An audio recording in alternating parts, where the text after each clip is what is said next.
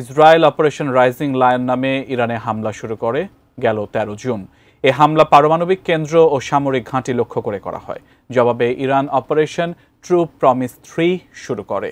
দুই দেশের পাল্টাপাল্টি হামলার মধ্যে এবার ইরানের 3টি পারমাণবিক কেন্দ্রে বিমান হামলা চালায় মার্কিন যুক্তরাষ্ট্র। এ সময় সতর্কতার স্বার্থে যুক্তরাষ্ট্র ও ইসরায়েলে কড়া নিরাপত্তা জারি করা হয়। কেনই বা এমন সতর্ক অবস্থানে যুক্তরাষ্ট্র ও ইসরায়েল? বিস্তারিত জানাচ্ছেন জান্নাতুন নাহার জেরি। ইরানে বিমান হামলার পর যুক্তরাষ্ট্রের নিউ ইয়র্ক সহ বিভিন্ন স্থানে পুলিশ মোতায়েন করা হয়েছে। বিশেষ করে উচ্চ সতর্ক অবস্থায় রয়েছে যুক্তরাষ্ট্রের গুরুত্বপূর্ণ শহর নিউ ইয়র্ক ও ওয়াশিংটন ডিসির কর্তৃপক্ষ। কূটনৈতিক, সাংস্কৃতিক ও ধর্মীয় স্থাপনাগুলোতে নিরাপত্তা জোরদার করা হয়েছে বলে জানিয়েছে Washington Times. New York city police বিভাগ এক্সে সাবেক টুইটারের পোস্টে জানায়, ইরানে উদ্ভূত পরিস্থিতির উপর নজর রাখা হচ্ছে। জনগণের নিরাপত্তার স্বার্থে নিউ ইয়র্ক জুড়ে অতিরিক্ত নিরাপত্তা ব্যবস্থা নেওয়া হয়েছে। প্রায় ৮০ লাখ মানুষের শহর নিউ ইয়র্কে হামলার আশঙ্কা নেই বলেই মনে করা হচ্ছে। তবে সম্ভাব্য যে কোনো ঝুঁকি মোকাবেলায় সতর্ক রয়েছে আইন শৃঙ্খলা বাহিনী।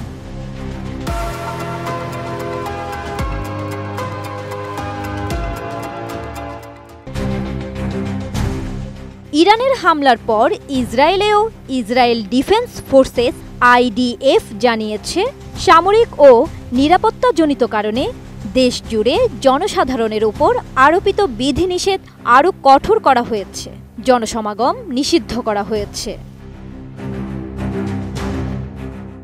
এর আগে মার্কিন প্রেসিডেন্ট ডোনাল্ড ট্রাম্প তার নিজের সামাজিক যোগাযোগ মাধ্যমের প্ল্যাটফর্ম ট্রুথ সোশ্যালে দেওয়া এক পোস্টে নিজেই ইরানের হামলার খবর জানান।